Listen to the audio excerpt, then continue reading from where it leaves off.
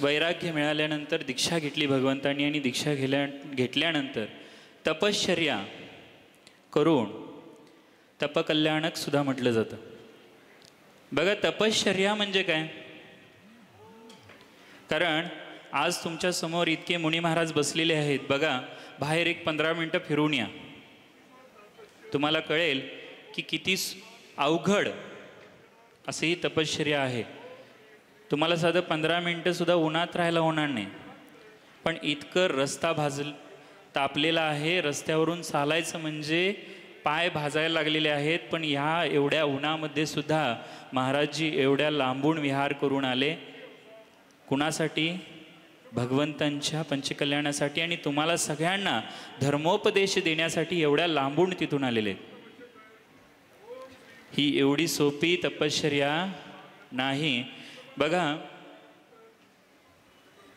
महाभारतामध्ये, महाभारत तुम्ही सगळ्यांनी ऐकलेलं आहे, थोडं मी जनरल सांगतो. कर्ण आणि अर्जुन. कर्णाला काय व्हायचं होतं?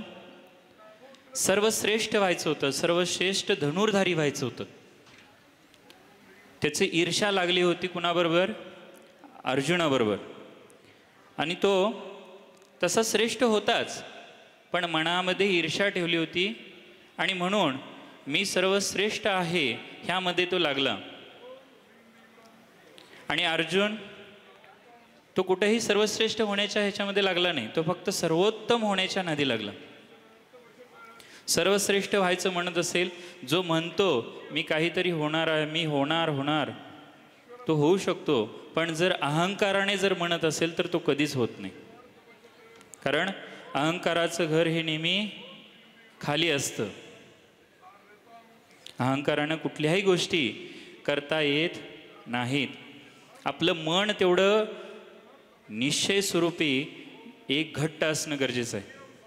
प्रत्येकाच्या जीवनामध्ये वैराग्य येतं. इथं बसलेल्या प्रत्येकाच्या मनामध्ये वैराग्य आलेलं आहे, येऊन गेलेलं आहे. दिवसातून 10-10 वेळा येत असतं. बरोबर आहे ना? घरी असताना प्रत्येकजण म्हणतो बघा, ज्याला भांडण चालू होतं सासू सुनेचं, त्याला सासू एकदा म्हणत्या मी आता घर सोडून जाते, बास झालं. नाहीतर सून तरी म्हणते मी घर सोडून जातो. पुरुष कंटाळला की तो सुद्धा म्हणतो की बास झालं कटकट तुमची, मी सुद्धा आता कंटाळा आलाय जीवनाचा. पण एक 5 मिनिटासाठी, त्याच्यानंतर आपण काही त्याचा विचार पुढं करत नाही. का करत नाही? आमचं वैराग्य फक्त 5 मिनिटाचं असतं. किती मिनिटाचं? 5 मिनिटाचं. त्याच्यावर वैराग्य आमचं टिकतच नाही. परत आणि आपण कुठं अडकतो? सगळ्या मोहमाया लोभ ह्या गोष्टीमध्ये अडकायला चालू होतो. आणि जो बघा नदी वाहत असते, त्या नदीबरोबर जर पोहणारा एका पट्टाहीत पोहणारा असं म्हणतो आपण. नदीच्या प्रवाहाबरोबर कुणालाही पोहता येतं. नदीत पडलं तर त्या नदीच्या प्रवाहाबरोबर तो जाऊ शकतो. पण नदीच्या प्रवाहाच्या विरुद्ध जर कोणी पोहत असेल तर त्याला पटाईत म्हटलं जातं. तसंच आहे, आपल्या मनाला जर तुम्ही घट्ट केलं, निश्चय रूपानं घट्ट केलं, आता जे वैराग्य आलंय त्याला जर तुम्ही घट्ट धरून राहिला तर ह्या जीवनाच्या ह्या प्रवाहातून तुम्ही सुद्धा बाहेर पडू शकता. आणि त्यासाठी भगवंतांनी सुद्धा हेच दाखवून दिले. भगवंतांच्या चरणाशी अनेक बघा, लक्ष्मी आहे, सरस्वती आहे आणि कीर्ती, ह्या 3 देवी कधी एकत्र राहत नाहीत असे आचार्य सांगतात. कारण जिथं कीर्ती असते, नाव भरपूर आहे, पैसा पण भरपूर आहे, पण त्याच्याकडे सरस्वती नसते, विद्वत्ताच नसते. बरोबर आहे ना? आणि जिथं लक्ष्मी आहे, सरस्वती आहे, पण कीर्ती नसते. पैसा पण आहे, विद्वत्ता पण आहे, पण नाव कुठंच झालं नाही. असे भरपूर लोक आहेत आपल्यामध्ये, भरपूर विद्वान तसे भेटतील. काही जणांच्याकडं लक्ष्मी आहे, सरस्वती आहे, कीर्ती आहे, पण पैसा नाही. करायची इच्छा तरी खूप आहे, पण पैसे नाही. होतंय ना? आणि असं म्हटलं जाते बघा, घरामध्ये लक्ष्मीचे आणि सरस्वतीचे फोटो तुम्ही बघितला, लक्ष्मी कायम उभी असते आणि सरस्वती बसलेली असत्या. लक्ष्मी कायम सांगत असत्या तुम्ही जर व्यवस्थित माझं हे केलं नाही, मी जायला तयार. तुम्ही अहंकार केला, तुमचं गर्व वाढवला, तर मी कायम बाहेर पडायला तयारच, उभीच राहिलेली असते. पण बघा, भगवंतांच्या चरणाशी कीर्ती देवी, लक्ष्मी देवी, सरस्वती देवी सगळेच त्यांच्या चरणाशी असतात. तरी सुद्धा भगवंतांना वैराग्य आल्यानंतर त्यांनी 1 मिनिट सुद्धा विचार केला नाही की बाबा माझ्या मागं माझ्या मुलाचं काय होणार, नातवाचं काय होणार, घरच्यांचं काय होणार. त्यांनी लगेच दीक्षा घ्यायचं ठरवलं. दीक्षा घेतलं. भगवंतांना तुम्हाला हे दाखवून द्यायचं आहे. बघा, प्रत्येक वेळेला तुम्ही सगळ्या पंचकल्याणमध्ये जात असता. पंचकल्याणमध्ये सगळे 5 कल्याणक बघता. तिथून काय घेऊन जातो? काही जण म्हणतील आम्ही महाराज जेवायला येतो. बघा, होय ना.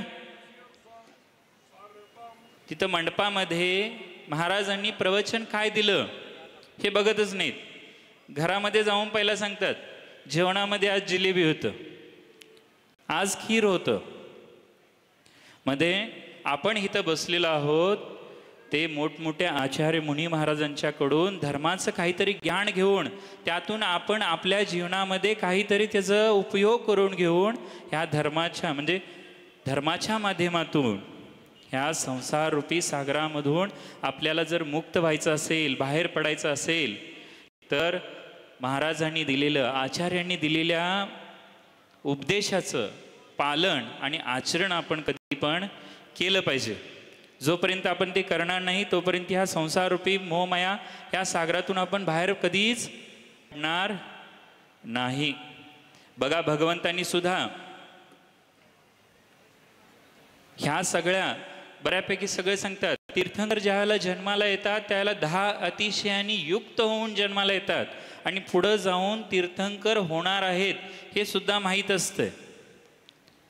पण एवढं सगळं वैभव एकदम कसं त्याग करायचं हे आमच्या भगवंतांनी दाखवून दिलेलं आहे. भगवंतांच्या गोष्टी आपल्यामध्ये जर आचरणात जरी आणल्या, मनामध्ये जरी आणल्या, तर तुम्हाला एवढं पुण्य मिळेल की तुमचं सगळं पाप कर्म जेवढं आहे ते सगळं धुवून निघेल.